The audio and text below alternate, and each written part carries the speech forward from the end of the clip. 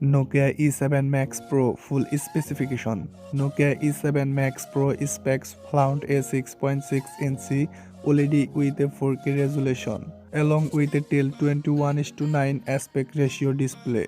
Additionally, both the front and back are covered with high gloss and premium Gorilla Glass 6 protection.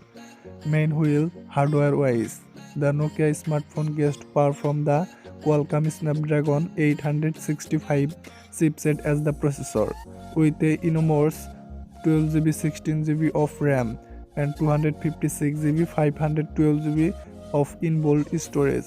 How about the software front? The Nokia base ships with the latest Android Q as the operating system.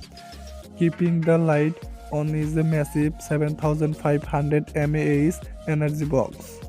Coming to photography, the Nokia E7 Max Pro camera carries a quad sensor setup on the rear. It comprises of a 64MP primary lens, a 32MP secondary shooter, a 16MP ultra-wide sensor, and a 8MP depth sensor.